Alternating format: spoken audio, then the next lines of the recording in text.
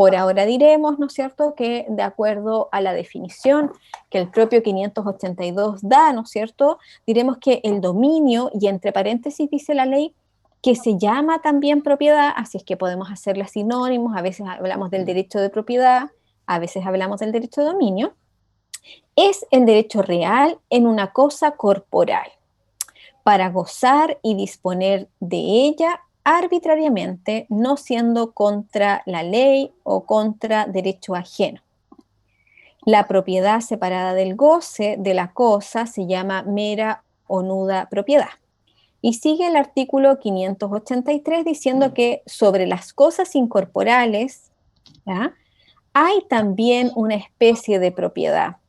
Así, el usufructuario tiene la propiedad de su derecho de usufructo. Estos dos artículos son piedra angular para el estudio de esta materia. Aquí, por ejemplo, nos damos cuenta que el dominio, ¿no es cierto?, se caracteriza por ser un derecho real como primera cosa, esa es su naturaleza.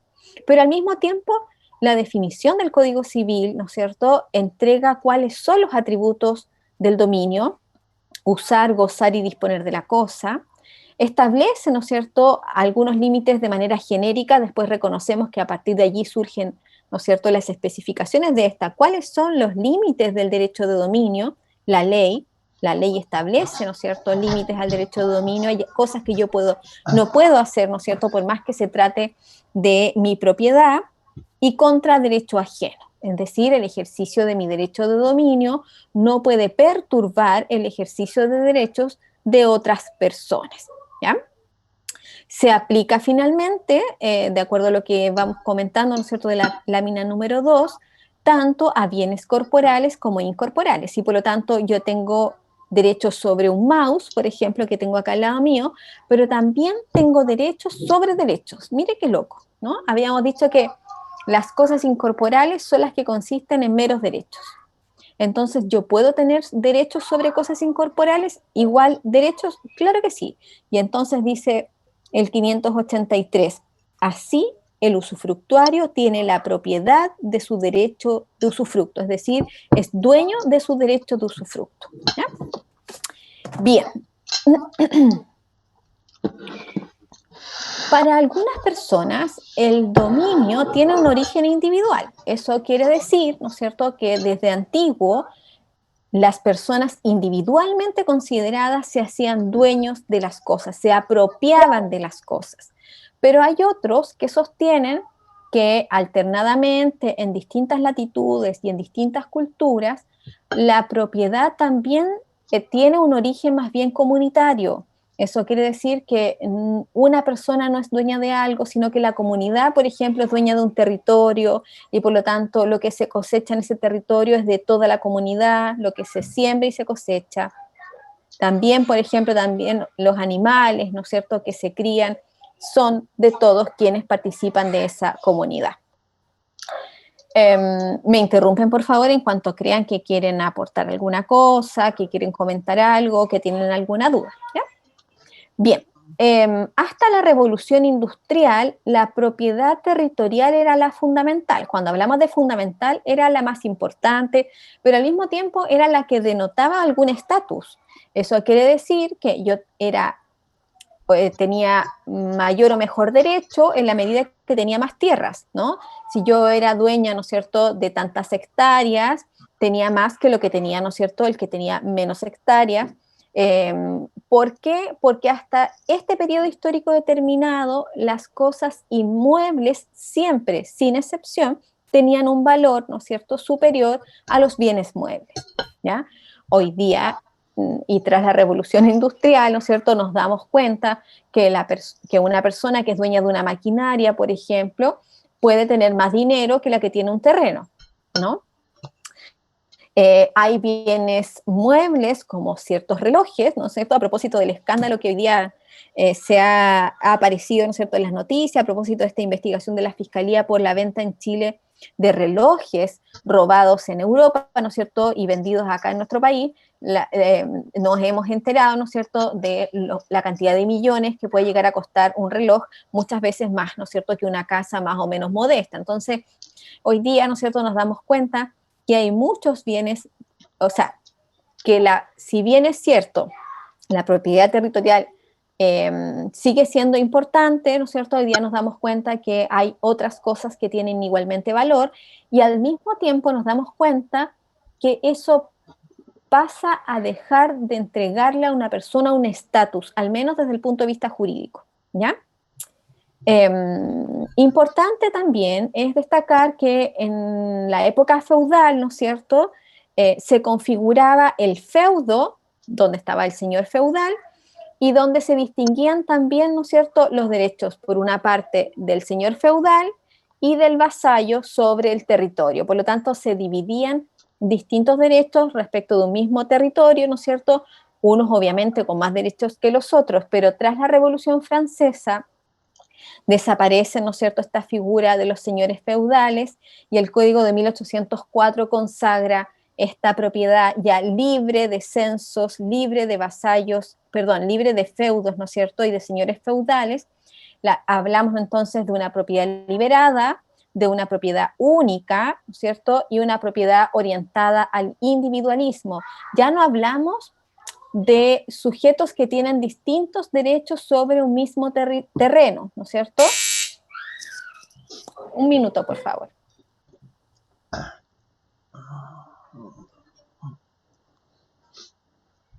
Tengo otra clase a las 7, marico.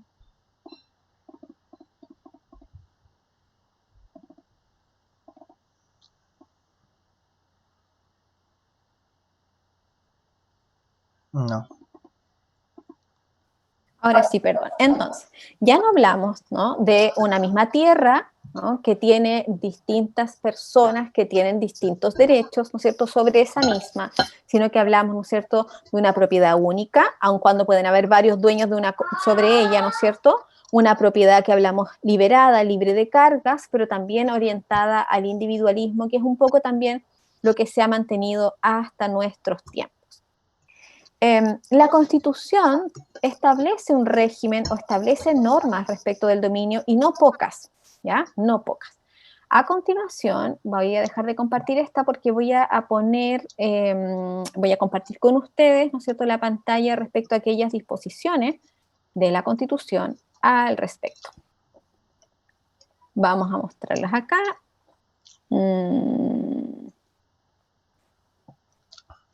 Y voy a ir comentando algunas de estas cosas, por supuesto. Bien, entonces, el artículo 19 de la Constitución establece, como saben ustedes, ¿no es cierto?, derechos fundamentales. Y dice su encabezado, ¿no?, la Constitución asegura a todas las personas, y luego empieza a enumerar una serie de derechos. El número 23 dice, la Constitución asegura a todas las personas la libertad para adquirir el dominio de toda clase de bienes, salvo aquellos o excepto aquellos que la naturaleza ha hecho comunes a todos los hombres, como por ejemplo el alta mar, y que deben pertenecer a la nación toda. Ya hemos hablado de eso a propósito de la clasificación de los bienes. Y la ley lo declara así, o sea, hay ciertas cosas que no pueden ser de dominio de las personas, ¿no es cierto?, ya sea por su propia naturaleza o por las limitaciones legales que en ese sentido se puedan establecer. Aparte de esas dos cuestiones muy puntuales, todas las personas tienen, ¿no es cierto?, la libertad para adquirir toda clase de bienes. Lo anterior es sin perjuicio de lo prescrito en otros preceptos de esta Constitución, y ya vamos a ver cuáles podrían ser aquellos casos de excepción. Una ley de quórum calificado, y cuando así lo exija el interés nacional, puede establecer limitaciones y requisitos para la adquisición del dominio de algunos bienes. Pero fíjense que ya vamos identificando que dice una ley de quórum calificado. Eso quiere decir que la libertad para adquirir el dominio es muy amplia. Las personas pueden ser dueñas de lo que quieran, a menos que la ley limite el acceso a ciertos bienes o se trate de aquellos bienes, ¿no es cierto?, que por su naturaleza son comunes a todas las personas, como el alta mar. Si una ley posterior quisiese establecer limitaciones para acceder al dominio de ciertos bienes, esa ley tiene que ser de quórum calificado. Y nosotros sabemos que las leyes de quórum calificado son leyes que establecen un quórum estricto, ¿no es cierto?, para su aprobación. Por lo tanto, ¿no es cierto?, nos damos cuenta que nuestra Constitución tiene una orientación ¿no? Una preferencia para que las personas podamos, ¿no es cierto?, adquirir lo que queramos y podamos, por supuesto, adquirir. Número 24. La Constitución asegura a todas las personas, siempre tenemos que saber el encabezado, el derecho de propiedad en sus diversas especies sobre toda clase de bienes corporales o incorporales. Solo la ley, dice el número 24 en su inciso segundo, puede establecer el modo de adquirir la propiedad, de usar y gozar y disponer de ella, y las limitaciones y obligaciones que deriven de su función social. O sea, los modos de adquirir el dominio, ¿no?, solo pueden estar establecidos por ley. Y los límites, ¿no es cierto?, y las obligaciones del ser dueño de algo, ¿no es cierto?, solo están establecidos también por ley. Esta comprende cuanto exijan los intereses generales, ¿no es cierto?, de la nación, la seguridad nacional, la utilidad y la salubridad pública y la conservación del patrimonio ambiental. Por lo tanto, en estricto rigor hay una amplia, ¿no es cierto?, un amplio reconocimiento del derecho de propiedad o dominio que podemos tener sobre las cosas. Podemos ejercer prácticamente de manera ilimitada el derecho de dominio, salvo con algunas restricciones que están establecidas aquí, ¿no es cierto? Interés general de la nación, seguridad nacional, utilidad y salubridad pública, ¿no es cierto?, y el propio patrimonio. Nadie puede en caso alguno ser privado de su libertad, del bien sobre que recae o de alguno de los atributos o facultades esenciales del dominio, si no dice la Constitución, en virtud de ley general o especial que autorice la expropiación por causa de utilidad pública o de interés nacional calificada por el legislador. Perdón.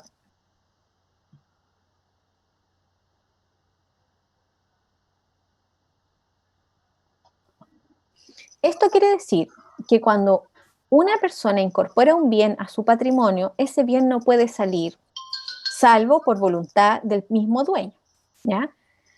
Lo que la ley sí reconoce es la posibilidad única, de que habiendo una persona adquirido una cosa, pueda perderla, siempre que se trate de, siempre que esa privación sea ordenada por la ley, en virtud, ¿no es cierto?, de una utilidad pública. Eso quiere decir que no por cualquier motivo, ¿no es cierto? El expropiado, es decir, la persona que ha perdido su derecho de dominio sobre alguna cosa, podrá reclamar de la legalidad del acto expropiatorio ante los tribunales ordinarios y tendrá siempre derecho a indemnización por el daño patrimonial efectivamente causado, la que se fijará de común acuerdo o en sentencia dictada conforme a derecho por dichos tribunales. Una de las cosas que a mí siempre me ha llamado la atención es la forma en que la Constitución reconoce el derecho de dominio y especialmente lo protege, ¿no es cierto?, respecto de su privación. Dedica, ¿no es cierto?, 3 incisos precisamente a referirse a la expropiación y a los límites que existen respecto de ella, y por lo tanto, ¿no es cierto?, uno esperaría que cuestiones como esta no estén en una Constitución cuando en realidad la nuestra es una Constitución especialmente concreta, ¿no es cierto?, directa, no sé si breve, pero al menos, ¿no es cierto?, circunscrita a cuestiones fundamentales, e incluso dice, a falta de acuerdo, la indemnización deberá ser pagada en dinero en efectivo al contado. O sea, así declara y desarrollada es nuestra Constitución para asegurar que si a usted le quitan, ¿no es cierto?, o le privan de su derecho de dominio mediante expropiación, ¿no?, la compensación que va a recibir, que se llama indemnización, ¿no es cierto?, deberá ser pagada en dinero en efectivo al contado, ¿no? La toma de posesión material del bien expropiado tendrá lugar previo pago, o sea que no le pueden quitar si no le han pagado antes del total de la indemnización, la que a falta de acuerdo será determinada provisionalmente por peritos en la forma que señale la ley. Ese nivel de desarrollo uno no lo esperaría en una Constitución. En caso de reclamo acerca de la procedencia de la expropiación, el juez podrá, con el mérito de los antecedentes que se invoquen, decretar la suspensión de la toma de posesión, ¿no? O sea, tenemos un reclamo, no puede entrar nadie, no me la pueden quitar hasta que todo quede absolutamente resuelto. El Estado, y aquí ya pasamos a otro tema, tiene el dominio absoluto, exclusivo, inalienable e imprescriptible de todas las minas, comprendiéndose en estas las covaderas, las arenas metalíferas, los salares, los depósitos de carbón e hidrocarburos y las demás sustancias fósiles, con excepción de las arcillas superficiales, no obstante la propiedad de las personas naturales o jurídicas sobre los terrenos en cuyas entrañas estuvieran situadas. Los predios superficiales estarán sujetos a las obligaciones y limitaciones que la ley señale para facilitar la exploración y el beneficio de dichas minas. Las minas son del Estado, ¿no es cierto? Independientemente que estas estén en el subsuelo, ¿no es cierto? Y en la parte superficial, el terreno sea de otra persona, siempre serán, por lo tanto, del Estado. Corresponde a la ley, ¿ya? Determinar qué sustancias de aquellas a que se refiere el inciso precedente, exceptuado los hidrocarburos líquidos o gaseosos, pueden ser objeto de concesiones de exploración o de explotación. Aquí se parece a lo que vemos hoy día. Dichas concesiones se constituirán siempre por resolución judicial y tendrá la duración, conferirá los derechos e impondrá las obligaciones que la ley exprese, la que tendrán el carácter de orgánica constitucional. La concesión minera obliga al dueño a desarrollar la actividad necesaria para satisfacer el interés público que justifica su otorgamiento. Su régimen de amparo será establecido por dicha ley, tenderá directa o indirectamente a obtener el cumplimiento de esa obligación y contemplará causales de caducidad para el caso de incumplimiento o de simple extinción del dominio sobre la concesión. En todo caso, dichas causales y sus efectos deben estar establecidos al momento de otorgarse la concesión. Será de competencia exclusiva de los tribunales ordinarios de justicia declarar la extinción de tales concesiones. Las controversias que se produzcan respecto de la caducidad o extinción del dominio, voy de inmediato al chat, sobre la concesión serán resueltas por ellos y en caso de caducidad, el afectado podrá requerir de la justicia la declaración de subsistencia de su derecho.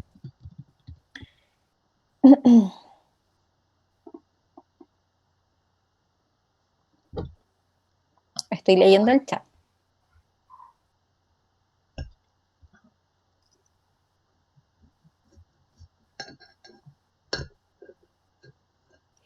Ya, hay una compañera que se plantea una situación a propósito de que usted como dueño, ¿no es cierto?, de un inmueble lo entrega en arriendo a otra persona, ¿ya?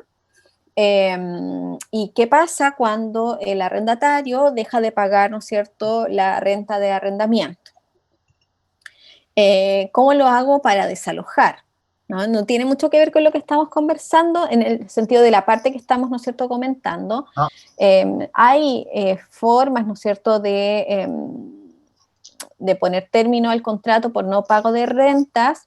Eso tiene que ver, ¿no es cierto?, con la terminación judicial del contrato y por lo tanto requiere, ¿no es cierto?, concurrir a un tribunal precisamente para que declare el término del contrato por el no pago de las rentas. ¿Ya?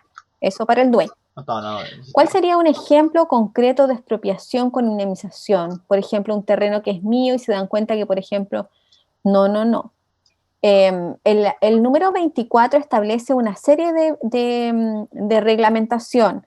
Una de ellas es la protección del derecho de dominio. Y dice, ¿no es cierto?, que usted podría ser privado de su derecho de dominio por expropiación por causa de utilidad pública, mediante expropiación por causa de utilidad pública, ¿no es cierto? Y allí hay una serie de, ¿no es cierto?, de ejemplos en los cuales hemos estado reconociendo precisamente que eso sucede. Pensemos en la construcción, ¿no es cierto?, de grandes carreteras que tienen que pasar, ¿no es cierto?, por una serie de lugares, ¿no? Y dentro de ellos hay ciertos metros, por ejemplo, que le van a quitar a usted porque resulta que hay que hacer la carretera y van a pasar justamente por donde estaba su casa, ¿no? Para poner algunos ejemplos. No sé si hay, para las dos compañeras que preguntaron en el chat me van contando. Y si es necesario, ¿no es cierto?, que se vuelve otra pregunta. Perfecto. Los derechos de los particulares sobre las aguas, ¿no? Ahí estamos en el inciso final. ¿Ya? No, perdón. El dominio del titular sobre su concesión minera está protegido por la garantía constitucional de que se trata este número.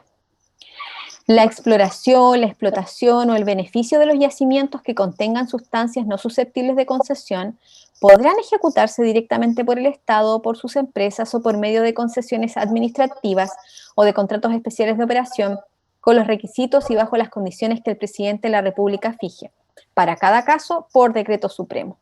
Esta norma se aplicará también a los yacimientos y así, ¿no es cierto?, continúa este inciso. El inciso final dice: los derechos de los particulares sobre las aguas, reconocidos o constituidos en conformidad a la ley, otorgarán a sus titulares la propiedad sobre ellos. No la propiedad sobre las aguas, sino que la propiedad sobre derechos, ¿no es cierto?, sobre las aguas. Los derechos de los particulares sobre las aguas, reconocidos o constituidos en conformidad a la ley, otorgarán a sus titulares la propiedad sobre ellos. ¿La propiedad sobre qué? La propiedad sobre los derechos de los particulares sobre las aguas, ¿ya? ¿Por qué? Porque como hemos venido, ¿no es cierto?, contando, a propósito, ¿no es cierto?, del agua, lo que se reconoce allí, ¿no es cierto?, es un derecho de aprovechamiento de agua y no, ¿no es cierto?, un derecho de dominio sobre el agua. Bien, último número respecto del derecho de dominio, número 25. La Constitución asegura a todas las personas la libertad de crear y difundir las artes, así como el derecho del autor sobre sus creaciones intelectuales y artísticas de cualquier especie por el tiempo que señale la ley y que no será inferior a la de la vida del titular. O sea, mientras que yo viva, al menos mientras que yo viva, la propiedad, ¿no es cierto?, que tengo sobre mis obras, ¿ya? Me corresponde a mí, ¿no? Como por ejemplo cuando usted, ¿no es cierto?, es autora de una obra literaria. El derecho de autor comprende la propiedad de las obras y otros derechos como la paternidad, la edición y la integridad de la obra, todo ello en conformidad a la ley. Se garantiza también la propiedad industrial sobre las patentes de invención. Imagínese que usted creó una fórmula nueva para un medicamento. Marcas comerciales, modelos, ¿no es cierto?, un prototipo de un equipo, ¿no es cierto?, que va a ayudar a respirar mejor a las personas, que no es, ¿no es cierto?, un respirador artificial corriente, sino que es un prototipo nuevo. Bueno, ahí tiene usted un modelo, procesos tecnológicos u otras creaciones análogas por el tiempo que establezca la ley. Finalmente, el último inciso del artículo del número 25 será aplicable a la propiedad de las creaciones intelectuales y artísticas y a la propiedad industrial, lo prescrito en el inciso segundo, tercero, cuarto y quinto del número anterior. Bien, ahora sí vamos a hablar un poquito de esto después de la lectura de estos números del artículo 19 de la Constitución. Un minuto que tengo que volver aquí. Ahora sí. Dice, es claro, ¿no es cierto?, que la Constitución no ha definido el derecho de dominio, pero sí señala un campo de aplicación, ¿no? Respecto de cualquier clase de bien, dice la Constitución, establece también su protección a través de la reserva legal de los modos de adquirir. Como decíamos, ¿no es cierto?, hace un rato atrás, solo la ley puede establecer cuáles son las maneras o los modos a través de los cuales usted se puede hacer dueño de algo, y también para imponer privaciones, restricciones, deberes. La ley, ¿no es cierto?, es la única que puede establecer privaciones, restricciones y deberes para, ¿no es cierto?, la propiedad, e incluso establece ciertos estándares o quórums de la ley de que se trate, ¿no es cierto? Cualquier ley no puede establecer modos de adquirir el dominio, cualquier ley no puede establecer restricciones a la propiedad. La afectación, ¿no es cierto?, de la propiedad o del dominio de una persona, ¿ya?, a través de una ley puede revocarse a través de la declaratoria de inconstitucionalidad de la misma. Eso quiere decir que decimos, ¿no es cierto?, que va en contra de esas disposiciones de lo que establece la propia Constitución. La función social de la propiedad también se reconoce en la Constitución y también se relaciona, por supuesto, con la preservación natural y cultural. Eso quiere decir, ¿no es cierto?, que la ley, o la Constitución, perdón, establece efectivamente algunas limitaciones al derecho de dominio y también establece que esas limitaciones pueden tener que ver con una función social de la propiedad. Esto es interesante, y no solo interesante, sino que al mismo tiempo importante. Cuando tenemos un articulado ¿no?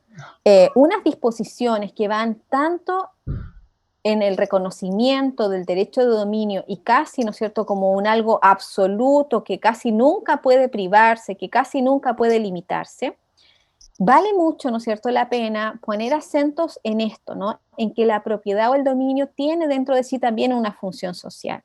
Y hay así, por ejemplo, el reconocimiento de reservas naturales o zonas típicas. Imagínese usted que se compró una casa en calle Baquedano en Iquique. Calle Baquedano en Iquique, ¿no es cierto?, es lo que llamamos, o en Pomaire, ¿ya?, zonas típicas, es decir, zonas que han sido declaradas, ¿no es cierto?, en virtud de la ley de monumentos, de especial interés para la comunidad, ¿no es cierto?, tienen un especial interés cultural. En el caso de la calle Baquedano, ciertas cuadras de esa calle, ¿no es cierto?, son especialmente interesantes, importantes, fueron edificadas en un periodo histórico determinado del auge del salitre, tienen La además función una social de la construcción, propiedad también. tienen materiales, tienen fachada continua, eso quiere decir que están todas pegadas unas a las otras, no hay ninguna que sea discordante, no hay ninguna que sea un edificio moderno o que tenga 5 pisos, aunque sea un edificio antiguo. Todas ellas mantienen, ¿no es cierto?, una cierta armonía, ¿ya? Y la declaración de zona típica, ¿no es cierto?, reafirma precisamente el valor cultural que tiene esta calle Baquedano.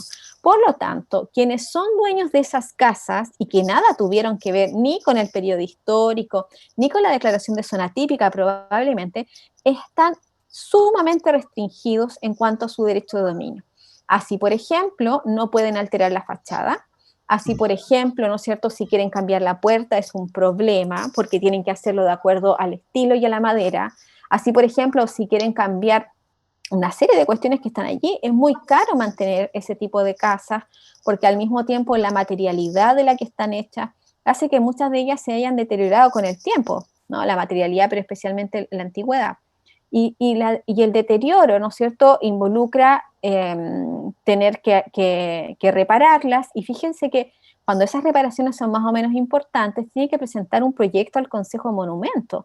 Con eso lo que estamos diciendo es que, bueno, por supuesto que todo eso tiene importancia, ¿no? Qué importante es reconocer en esa calle, ¿no?, una sociedad que en un momento determinado eh, giró en torno a la industria del salitre, ¿no?, en torno, ¿no es cierto?, a personas que trabajaron, ¿no es cierto?, para precisamente, para que el país tuviera lo que tiene, pero al mismo tiempo familias asociadas precisamente a la explotación del salitre, porque esas casas, por supuesto, que no pertenecían, ¿no es cierto?, a los obreros de las salitreras. Eh, Hay un reconocimiento de esa historia, ¿no? De hecho, hay una que se llama, me puedo equivocar, porque ya hace mucho tiempo que no estoy ahí, pero el Palacio Astoreca puede ser, que se llama así, y que está abierto al público y que tiene una historia de una familia, cuántos años se demoró en construir ese palacio, tiene objetos de la época. Con eso lo que quiero decir es que las restricciones al derecho de dominio, muchas de ellas están relacionadas con la función social que la propiedad cumple. Pensemos, por ejemplo, que usted tenga hectáreas de hectáreas de hectáreas y algunas de ellas, o en algunas de ellas, ¿no es cierto?, tienen, hay un, eh,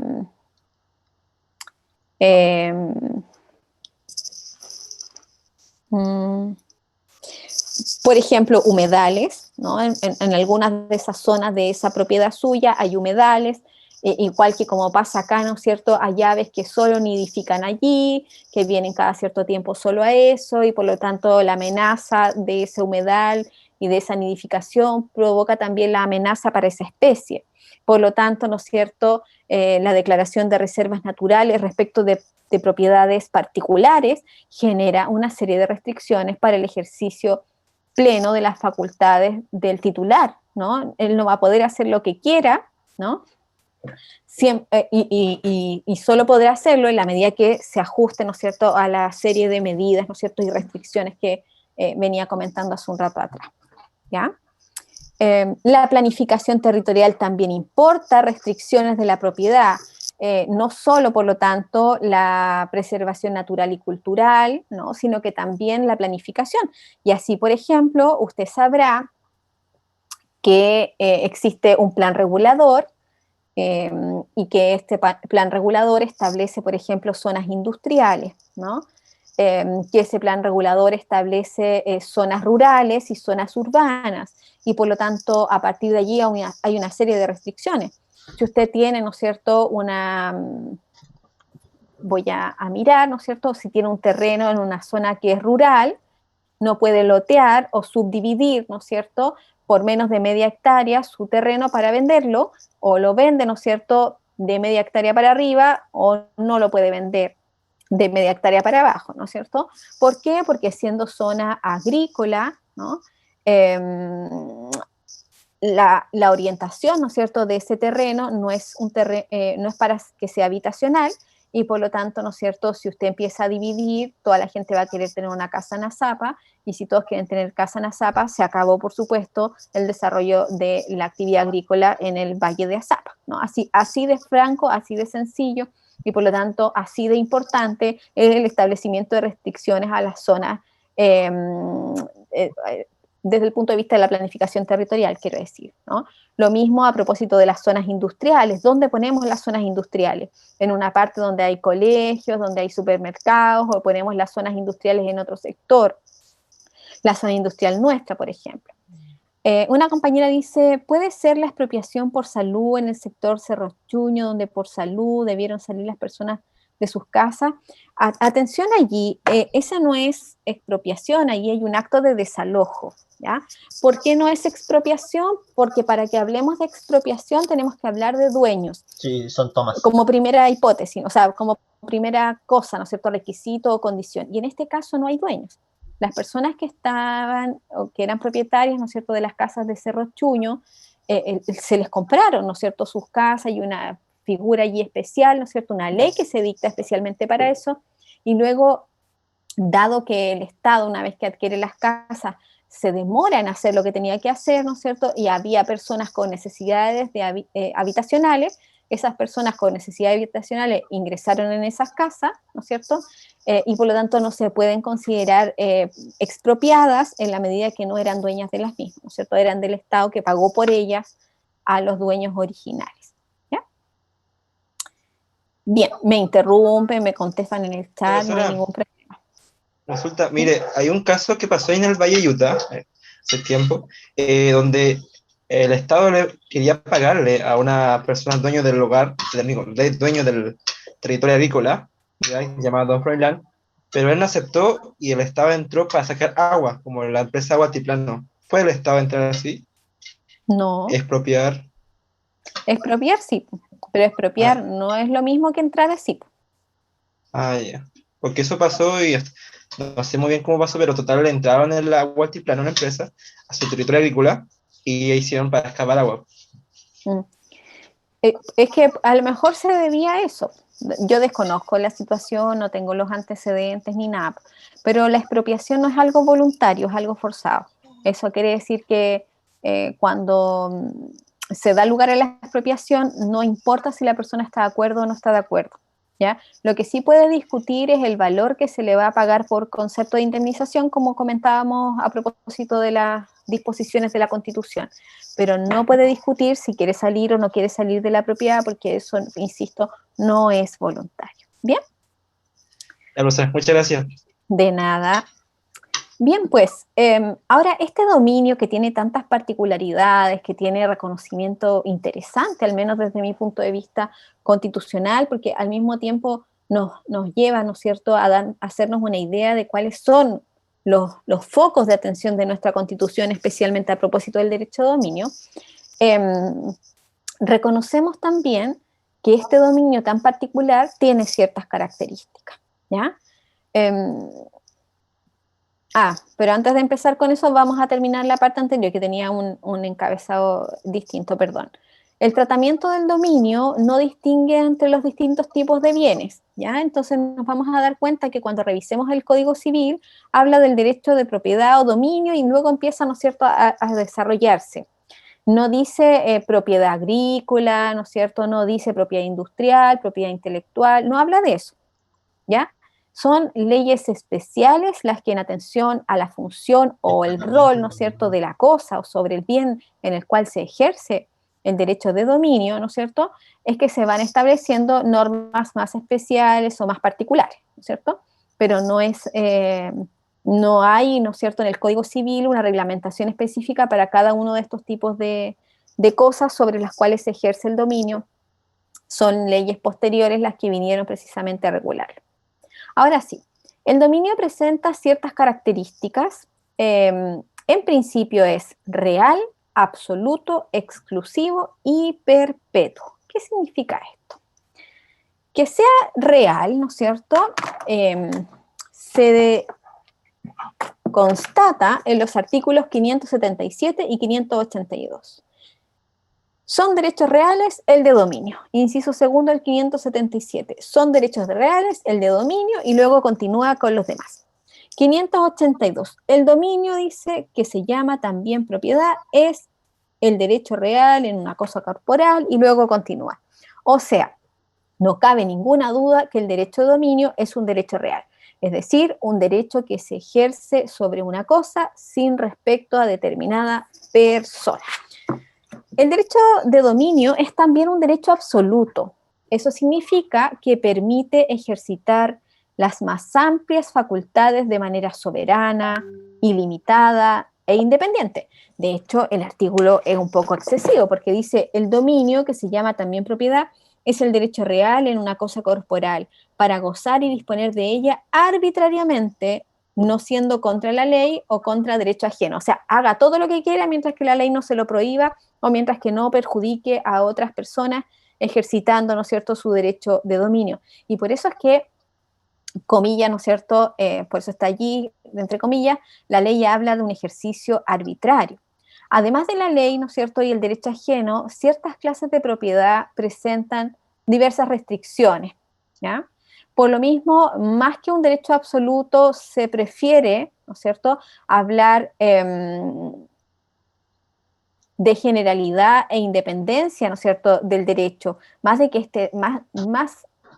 se prefiere más a decir, ¿no es cierto?, que el derecho es absoluto, así como que nada me puede parar cuando yo estoy ejerciendo mi derecho de dominio, porque en estricto rigor sí hay limitaciones, ¿no es cierto?, que no son solo la ley, que no son solo el derecho ajeno, sino que hay también, decíamos hace un rato, ¿no es cierto?, una serie de otras cuestiones, como por ejemplo el caso que yo les decía, ¿no es cierto?, de la calle Baquedano en Maipú, ¿no? Si usted de la calle Baquedano, perdón, en Iquique, ¿no? Si se va a comprar una casa en una zona típica, ponga mucha atención. Tercero, exclusivo. Eso quiere decir que se radica en un solo titular.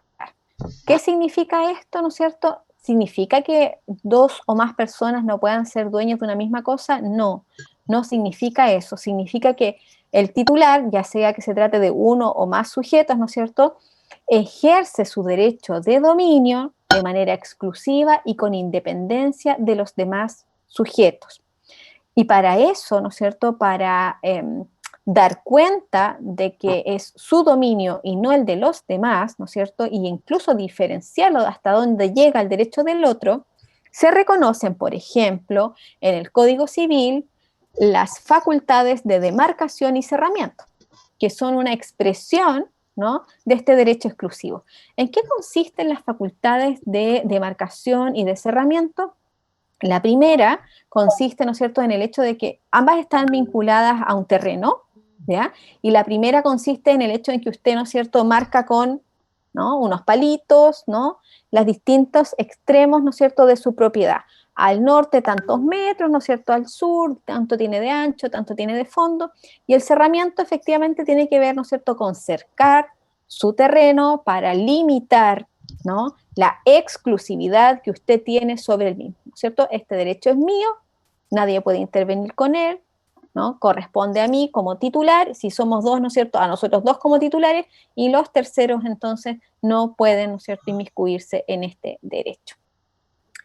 El derecho de propiedad es también perpetuo, ¿ya? Eso quiere decir que el dominio persiste mientras subsista la cosa, ¿ya? Atención aquí, entonces, con esto, hay un derecho de dominio sobre un lápiz. El lápiz, ¿no es cierto?, se lo vendí a una amiga y al mismo tiempo le hice tradición luego de la venta, ¿no es cierto? ¿El derecho de dominio se extinguió? No, solo cambió de titular. A eso se refiere que es perpetuo. No es que viva, o sea, el derecho existe mientras que exista yo, no es que sea para toda la vida mía o de su titular, sino que por el contrario, el derecho sobre la cosa, ¿no es cierto?, existe mientras que exista la cosa. Por lo tanto, si la cosa cambia de dueño, solo cambió de titular, pero sigue siendo el derecho de dominio sobre ese lápiz, ¿ya?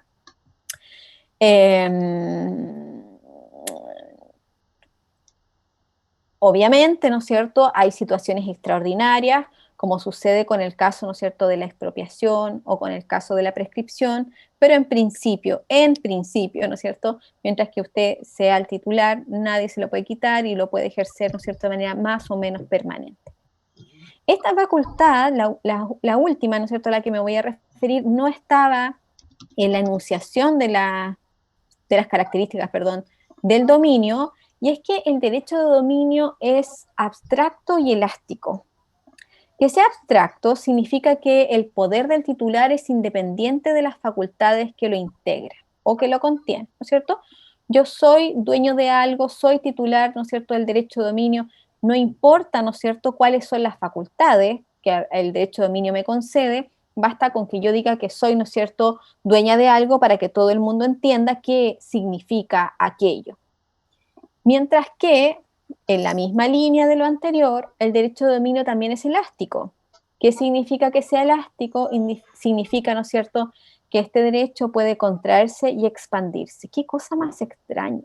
Nunca, ¿no es cierto?, habíamos escuchado que un derecho fuera elástico, que se contraiga, ¿no es cierto?, que se apriete, que se haga más pequeño, o que se expanda. Eso quiere decir que de pequeño, ¿no es cierto?, vuelva a su tamaño natural, ¿no es cierto?, expandiéndose. Y fíjese que vamos a estudiar a continuación que el derecho de dominio le entrega a su titular una serie de facultades. Independientemente de cuántas esté teniendo usted en este minuto, el derecho de dominio es un derecho de dominio. Por lo tanto, a eso se refiere con que es abstracto, no importa. ¿Tenemos facultades? Sí, pero eso es independiente. A veces tenemos más facultades, a veces tenemos menos facultades, pero siempre tenemos el derecho de dominio. Eso no significa que yo no entienda, si estudio un poco más el asunto, que a veces su titular, de manera voluntaria, por ejemplo, teniendo todas las facultades del derecho de dominio, decide desprenderse momentáneamente de alguna. Voy a explicarlo a través de un ejemplo. Yo soy dueño, ¿no es cierto?, de una casa, ¿ya? Esa casa, ¿no es cierto?, la quiero mucho, la he cuidado, la compré con mucho cariño, ¿no es cierto?, pero ya es tiempo de crecer y me voy a comprar una un poquito más grande, qué sé yo, porque tengo niños, y en realidad me gustaría tener una casa un poquito más grande. Me compro otra. Esa casa, la primera, ¿no es cierto?, la que compré con harto esfuerzo, queda desocupada y me entero en el mismo momento que una persona, ¿no es cierto?, a la que le tengo mucho aprecio, no tiene en este momento dónde volver, ha vuelto de otra ciudad y necesita, ¿no es cierto?, un par de meses poder quedarse en alguna parte, y yo decido otorgarle a ella el uso y el goce de mi casa. Dejo de ser dueño de la casa porque le entrego a ella la posibilidad de usar esa casa, de entrar en ella, de salir al patio, si tengo un árbol frutal, de comerse las frutas que están en el patio. ¿Dejo de ser dueña de esa casa una vez que yo se la presto con esas condiciones o no? ¿Qué creen ustedes? No, profe. No, profesor. No, ¿verdad? Lo que vamos a estudiar a continuación es que el derecho de dominio le entrega, ¿no es cierto?, al titular, ¿no?, 3 facultades. Puede usar esa cosa, ¿no es cierto? Así, por ejemplo, si yo tengo en este minuto un equipo que mezcla música, ¿ya? Porque me encanta, ¿no es cierto?, un hobby que yo tengo, estoy inventando porque no es un hobby que yo tengo. Tengo ese hobby, ¿no es cierto?, y me compré uno y de vez en cuando mezclo y hago cosas, qué sé yo, me entretengo los sábados en la tarde. De pronto alguien se entera que yo tengo este equipo, y por lo tanto lo uso. De pronto alguien se entera que yo tengo este equipo musical y me dice, oye, ¿sabéis qué? Estamos necesitando uno porque tenemos un evento el sábado, y te queríamos pedir que nos puedas arrendar el equipo para ese día, te lo devolvemos el domingo y te pagamos tanto. En ese momento, ¿no es cierto?, yo he entregado el goce de la cosa, ¿no es cierto?, a otra persona. Perdón, no. En ese minuto yo mantengo, ¿no es cierto?, el goce, yo la uso, yo la gozo. ¿Qué significa? Que percibo sus frutos. Eso significa, ¿no es cierto?, que otra persona la está usando en este momento, me está pagando por ella. Y por lo tanto, ¿no es cierto?, yo me estoy haciendo dueño de algo que esa cosa está produciendo, a través del arriendo una suma de dinero que yo no tenía. Y también, como dueño de la cosa, no solo la puedo usar, gozar, que significa percibir sus frutos, algo que ella es capaz de producir, en este caso un arriendo, es un fruto civil, sino que también como dueña puedo disponer de ella. ¿Qué significa que puedo disponer de ella? Que me puedo deshacer de mi derecho de dominio sobre ella. Ya sea porque destruya la cosa, un día ya me aburrió esta cuestión, la boté, o porque la regalo, o porque la vendo, ¿no? Entonces el dueño tiene, ¿no es cierto?, una serie de facultades asociadas al derecho de dominio. Que sea elástico el derecho de dominio significa que a veces se contrae, y por lo tanto yo a veces, como en el caso de la casa, le entrego a otra persona esa posibilidad que yo tengo. A propósito, en el caso del equipo musical las tenía todas yo, pero en otras ocasiones, ¿no?, podría yo deshacerme de algunas de ellas, ¿no?, momentáneamente. Le entrego el uso a esta persona y también el disfrute de esa casa, ¿no es cierto?, para que ella la ocupe por los 6 meses, mientras que ella, ¿no es cierto?, se arregla, se instala, encuentra una casa, puede arrendar, etc., ¿no?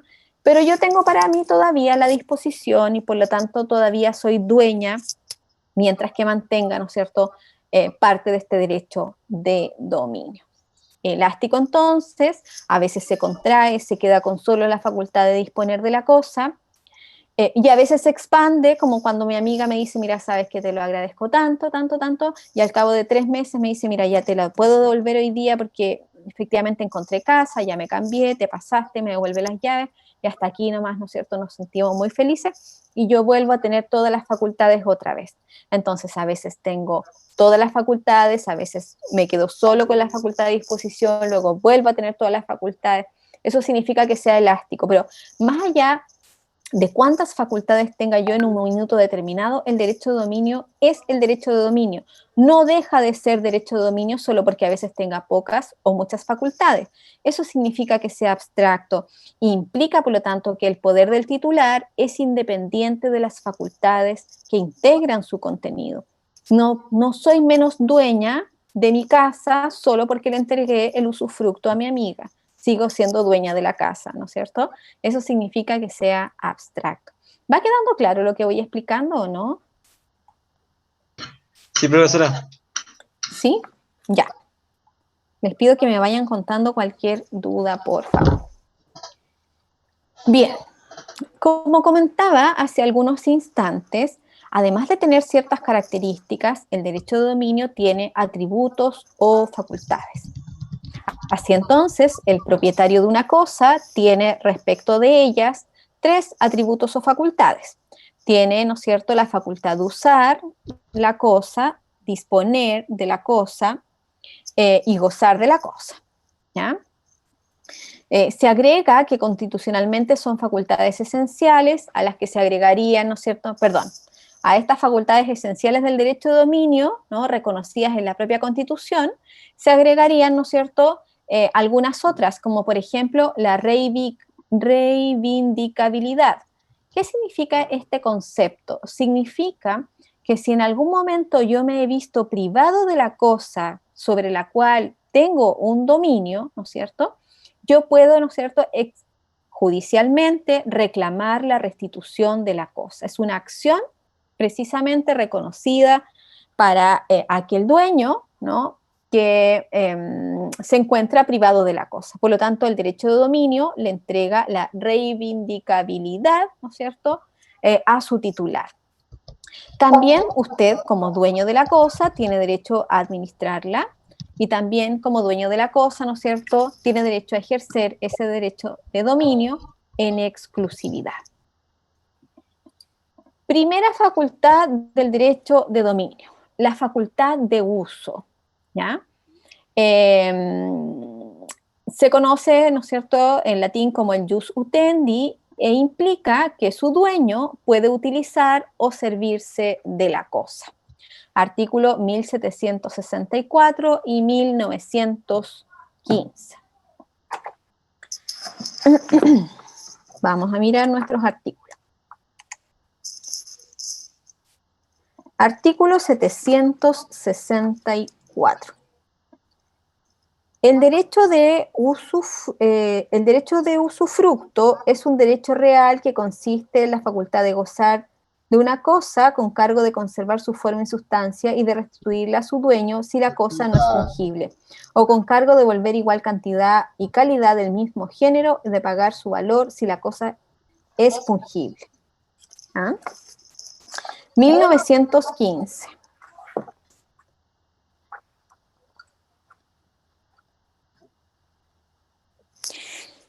El arrendamiento es un contrato en que las dos partes se obligan recíprocamente la una a conceder el goce de una cosa o a ejecutar una obra o a prestar un servicio y la otra a pagar por este goce, obra o servicio un precio, ¿no es cierto?, determinado. Artículo 811, que es el que más nos importa para estos efectos. El derecho de uso es un derecho real que consiste generalmente en la facultad de gozar de una parte limitada de las utilidades y productos de una cosa. Si se refiere a una casa y a la utilidad de morar en ella, se llama derecho de habitación. Fíjense que a propósito de la facultad de usar, ¿no es cierto?, la cosa,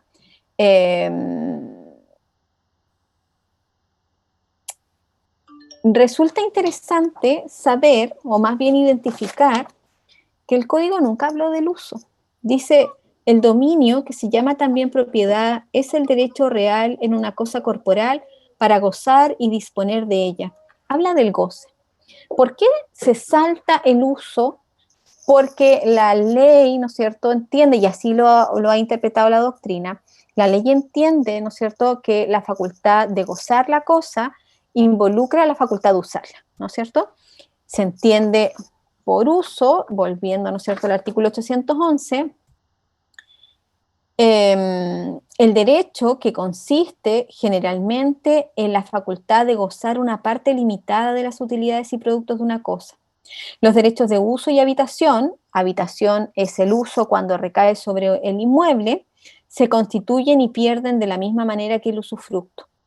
Ni el usuario ni el habitador estarán obligados a prestar caución, pero el habitador es obligado a inventario, etc. La extensión, y esto es interesante, la extensión en que se concede el derecho de uso o de habitación se determina por el título que la constituye. ¿Hasta cuándo puedo yo utilizar esa cosa?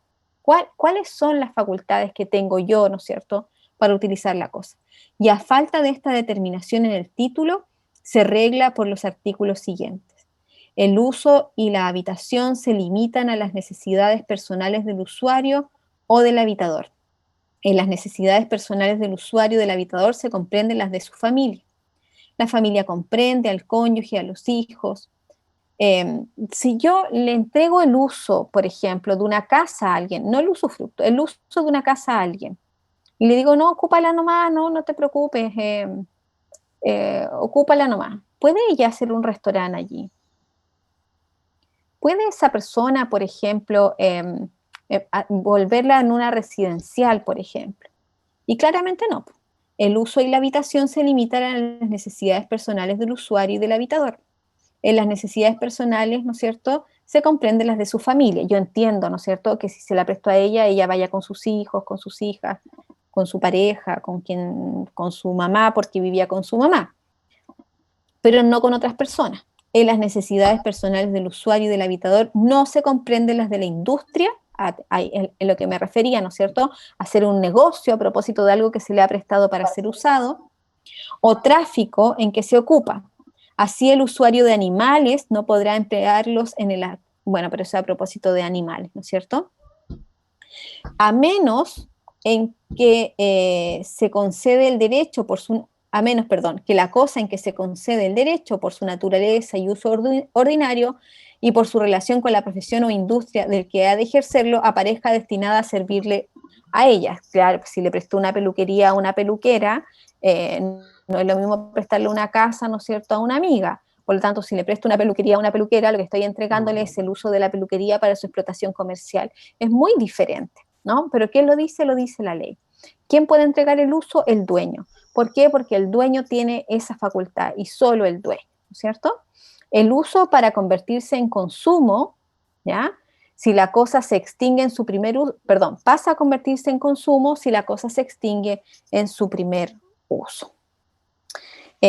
La unidad anterior que estuvimos revisando la semana pasada, ¿ya? Y parte de esta semana también, ¿no? El día de ayer terminamos esa primera presentación, precisamente se refiere a esta idea de las cosas consumibles y no consumibles.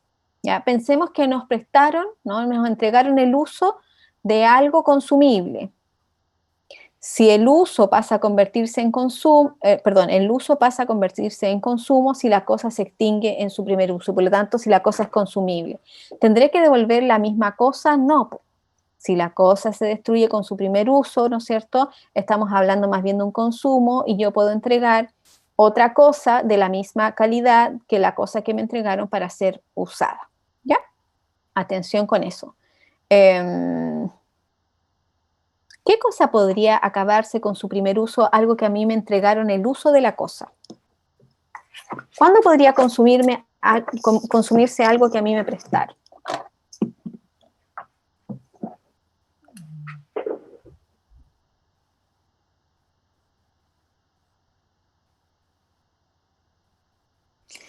Suponga que alguien, yo le digo a mi vecina, mira, ¿sabéis qué? Tengo que hacer una serie de envoltorios, paquetes, me comprometí, ¿no es cierto?, con la fiesta de fin de año del colegio y me acabo de dar cuenta que no tengo scotch, ¿no? ¿Me puedes prestar uno? Claro, te lo presto. Me presta el scotch se acabó. Cuando se termina mi derecho de uso y tengo que devolverlo, ¿no es cierto?, como la cosa se consumió con su primer uso, entonces yo tendré que devolver otro scotch de la misma calidad y de la misma cantidad. Pues me prestó uno, le devuelvo uno. ¿Se entiende lo que estoy diciendo?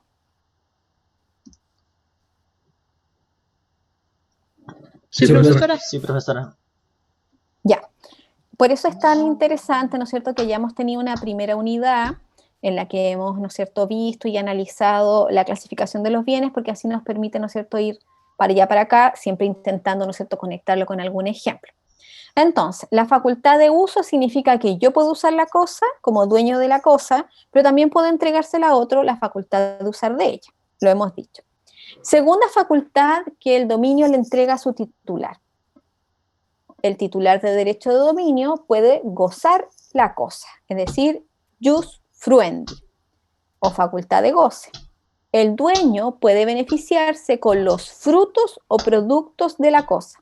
Ya no estamos hablando solo de la cosa que podemos usar, ¿ya? Sino que estamos hablando de los frutos o productos que esa misma cosa, sobre la cual tenemos un derecho de dominio, produce.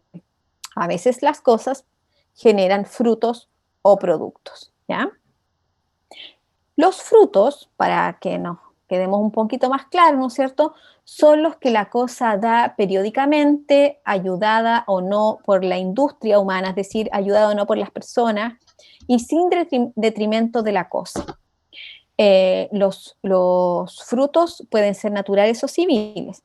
Son frutos naturales, por ejemplo, los limones que da un limonero, ¿no es cierto?, es algo que la cosa, en este caso un árbol que es de mi propiedad, yo soy dueña del árbol y por lo tanto también de los frutos. ¿Por qué? Porque tengo el derecho de goce.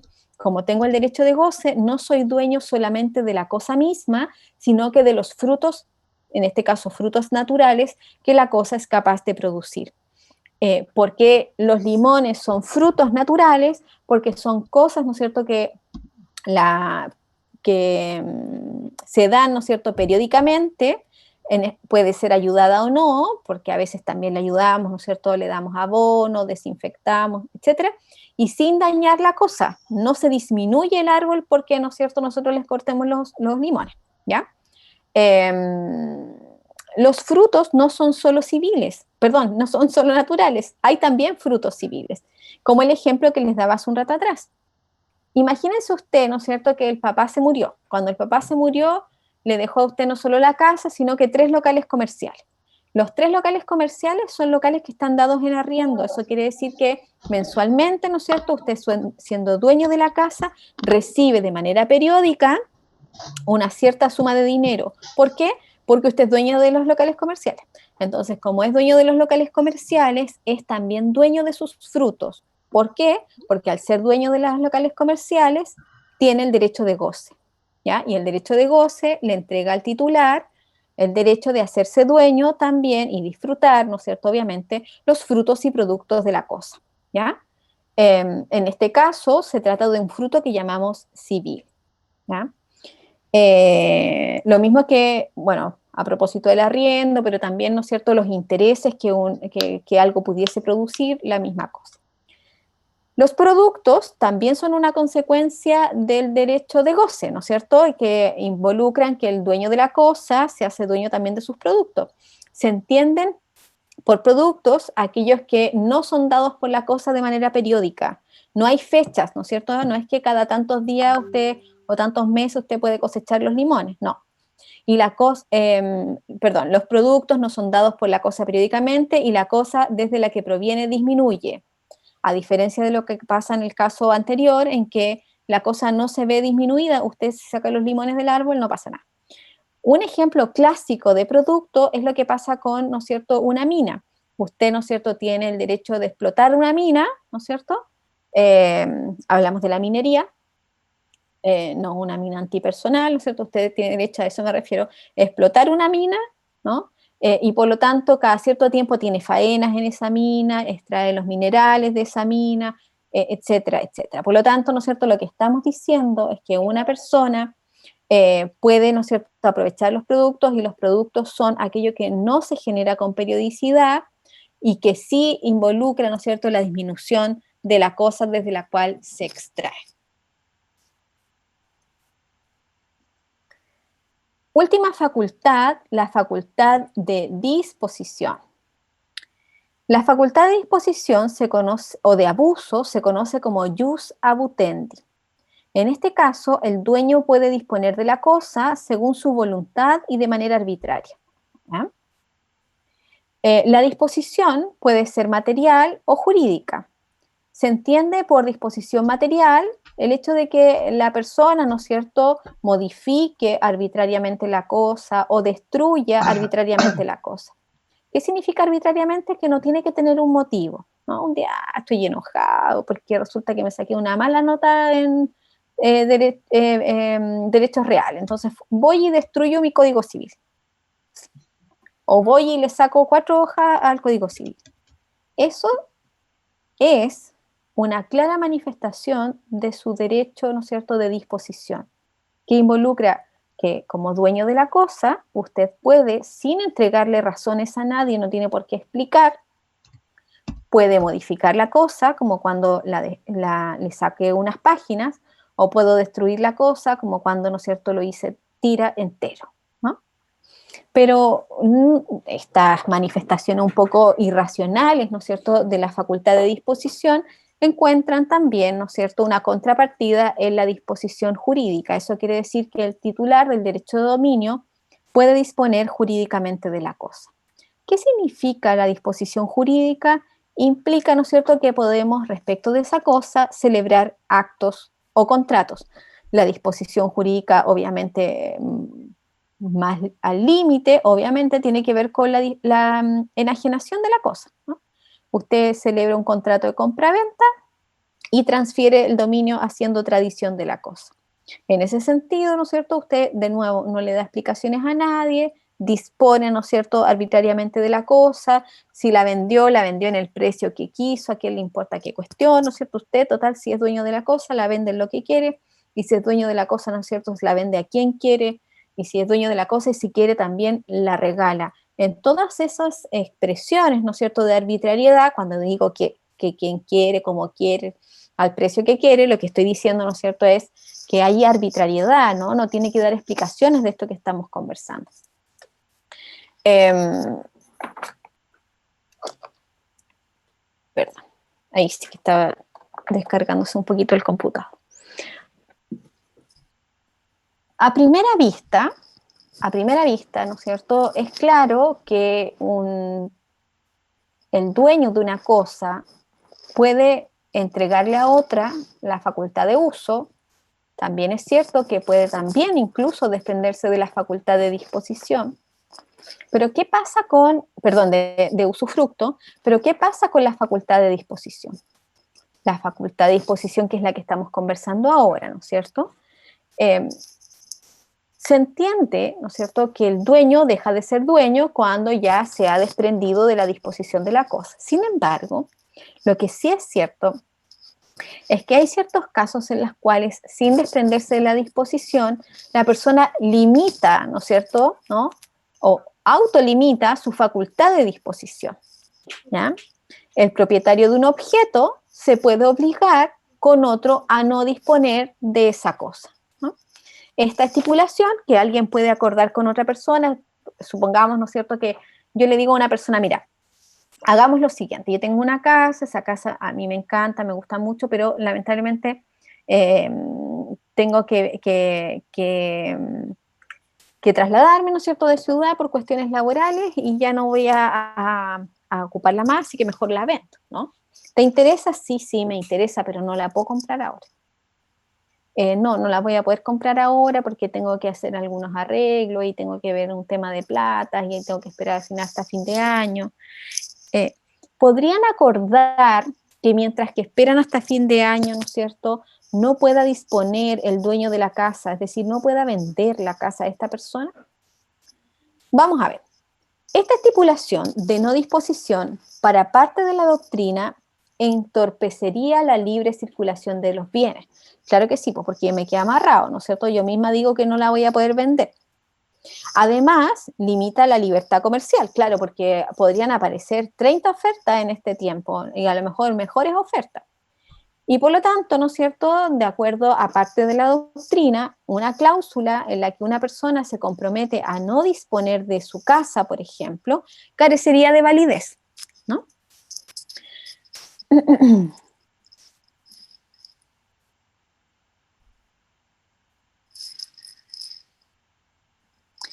Otra parte de la doctrina dice, bueno, si la persona quiere, o sea, si puede venderla hoy día, ¿por qué no podría obligarse a no venderla, ¿no?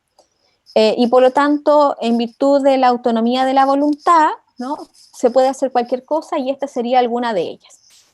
En Chile, ¿ya?, en Chile no existe una reglamentación respecto de el límite al derecho a la facultad de disposición, no hay una norma respecto de esto. Lo que sí o más bien los autores han identificado, ¿no es cierto?, es que se prohíbe para ciertas materias la estipulación de no enajenar.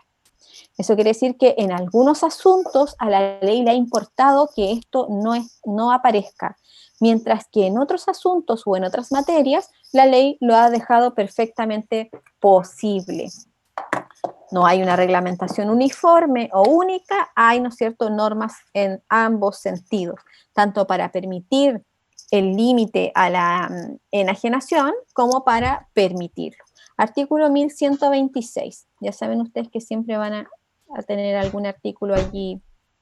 1126. Si se lega, es decir, se deja un legado a través de un testamento respecto de una cosa a otra, una persona a otra a través de un testamento le deja una cosa, ¿no?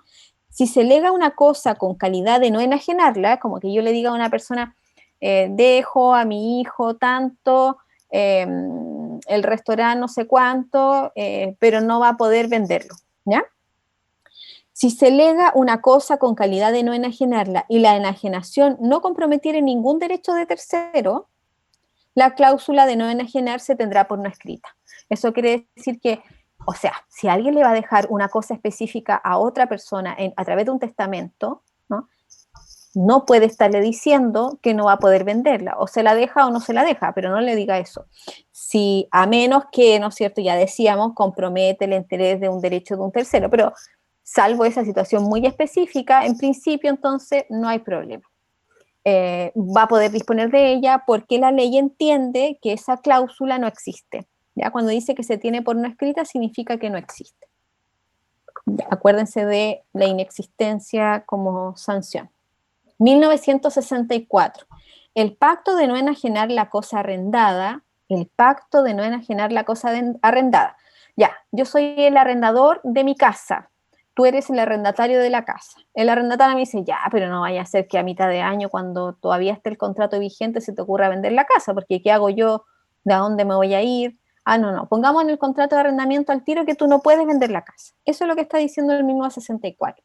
El pacto de no enajenar la cosa arrendada, aunque tenga la cláusula de nulidad de la enajenación, no dará derecho al arrendatario, sino para permanecer en el arriendo hasta su terminación natural.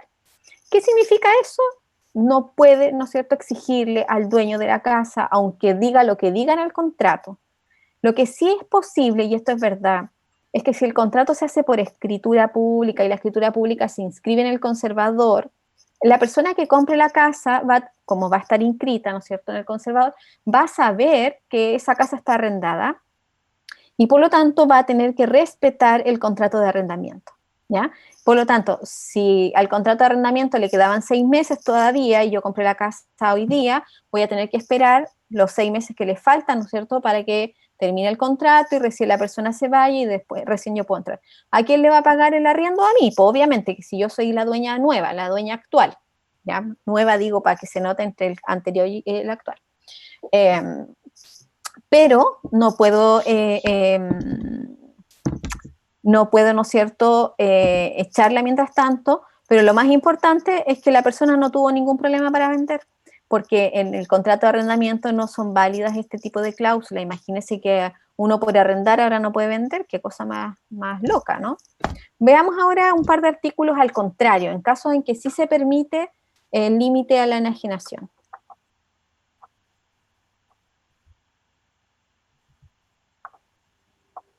Artículo 751. El artículo 751 dice que la propiedad fiduciaria puede enajenarse entre vivos y transmitirse por causa de muerte, pero en uno y otro caso con el cargo de mantenerla indivisa y sujeta al gravamen de restitución bajo las mismas condiciones que antes. No será, sin embargo, enajenable entre vivos cuando el constituyente haya prohibido la enajenación. ¿Ya? Vamos a estudiar este semestre, ¿ya? La propiedad fiduciaria, que es una propiedad sujeta a una condición. ¿Quién establece la condición? El que constituye la propiedad fiduciaria. Ahora, el que establece la propiedad fiduciaria y por lo tanto la condición, puede prohibir la enajenación. Entonces ahí pero tiene algo de sentido, porque es la misma persona, ¿no es cierto?, que constituye esta propiedad. Artículo 793. Estamos leyendo 2 de cada uno. Hay 3 para que después, si quieren, pueden profundizar. El usufructuario puede dar en arriendo el usufructo y cederlo a quien quiera a título oneroso o gratuito.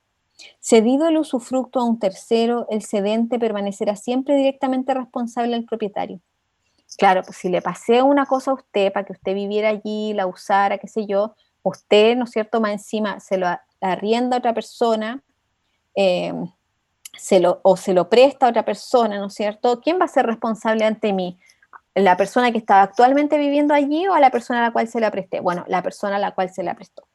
Pero no podrá el usufructuario arrendar ni ceder su usufructo si se lo hubiese prohibido el constituyente, a menos que el propietario le releve, de la prohibición. El usufructuario que contraviene a esta disposición perderá el derecho de usufructo. O sea, ahí también, ¿no es cierto?, hay ciertas reglas. En general, se acepta la cláusula de no disposición, ¿ya?, salvo estos casos que están específicos, pero en general se acepta si se establece, ¿no es cierto?, por un tiempo no prolongado. Eso quiere decir que yo no le voy a decir a alguien ya te acepto, ¿no es cierto?, que no voy a enajenar por 3 años, no prolongado, y existe una justificación. La estipulación contiene, por lo tanto, una obligación de no hacer. Muchas veces nos entrampamos un poco en encontrar ejemplos de obligaciones de no hacer. Aquí hay una, ¿no es cierto? ¿A qué se obliga el sujeto? A no enajenar, ¿ya? Y por lo tanto es una obligación de no hacer. Bien, ¿Alguna duda, alguna consulta, algo que quieran preguntar?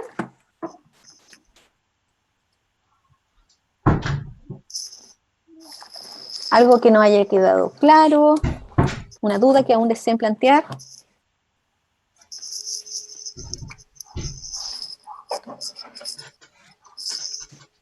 Estoy mirando aquí, si es que tenemos algo acá. Bien. Sí, hay un compañero que me está haciendo una pregunta.